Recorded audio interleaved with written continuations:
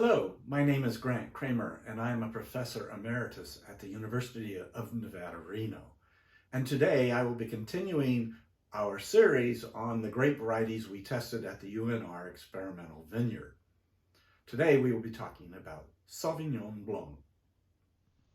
Sauvignon Blanc is an interesting grape. It's a versatile grape that has variable characteristics depending on the climate. It is thought that Sauvignon Blanc originated from western France, perhaps in the Loire Valley, as there is much older literature referring to a synonym of Sauvignon Blanc called Fier that originates in the Loire Valley several hundred years before any appearance in the literature of the grape in Bordeaux. The parents of Sauvignon Blanc are an unknown and another varietal called Sauvignon Blanc, not to be mistaken with Sauvignon Blanc. And this has been genetically verified.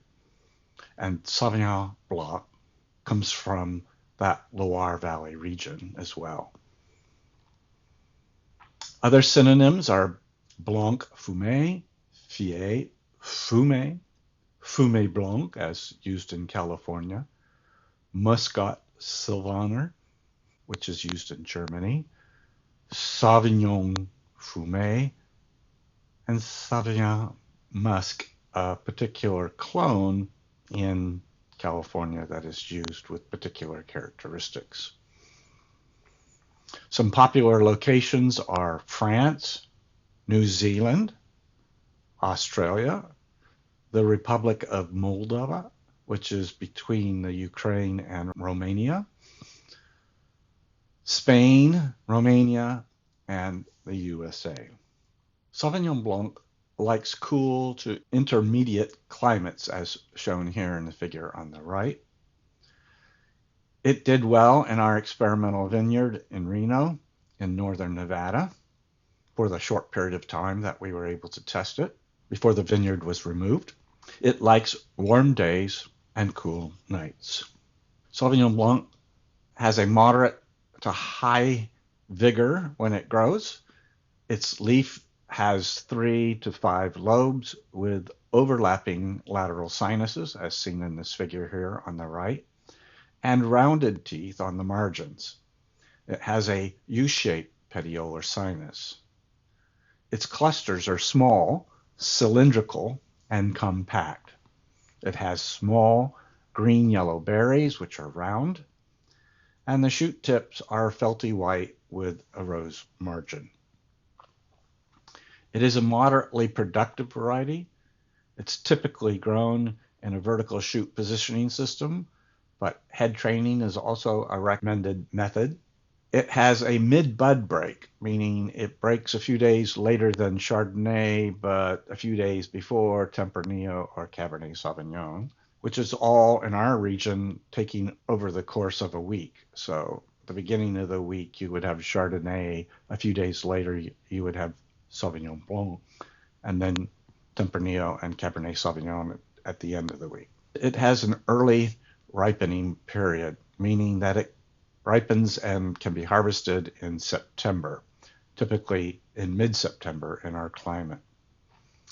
At the Valley Road, our data is very limited. We only grew it for about 3 or 4 years before the vineyard was removed. A season was typically between May to mid-September, and the bricks could get up to 25 degrees. The grapes grew very well, showing good vigor and looked very promising. The TAs range from between 6 and 7, depending on the year. Sauvignon Blanc is very interesting because it's highly reflective of terroir. I have to tell a special story about that because I was not a big fan of Sauvignon Blanc in the early days of my wine tasting, primarily because all I tasted were the cool climate New Zealand style Sauvignon Blancs, which are very high in methoxypyrazines, something I'm not particularly fond of in my wines, but I do like it in my bell peppers when I eat a bell pepper, as it is a main ingredient or flavor component of bell pepper. However, I attended this wine tasting by a well-known sommelier in Sonoma, and that day he was tasting Sauvignon Blanc, and he started off the lecture by saying that Sauvignon Blanc was one of his favorite varieties, and I was a little bit upset about that. I was like, oh no, not Sauvignon Blanc, until he told us that Sauvignon Blanc is one of the most expressive varieties in the viticultural world. That is, it really is reflective of the terroir, especially based on the light and temperatures of the region. And you get lots of different flavor profiles, as we'll discuss below, based upon where the grapes were grown. So Sauvignon Blanc is a major white grape in France, and it's often blended with Semillon to make dry and sweet wines like the Sauternes, which are very famous wines. Fruit flavored descriptions are dependent on the climate. The cool temperatures will produce more strong, grassy bell pepper, that is the methoxypyrazines that I was referring to, and herbaceous characters with a higher, crispy type acidity. Warmer temperatures, on the other hand, will produce more rounded and subtle tropical fruit with melon and peach and other similar characteristics. There are almost 30 registered clones at FPS, the Foundation Plant Services, as we speak right now in 2022. You can view details about these clones at the FPS site here, listed in the link I show here.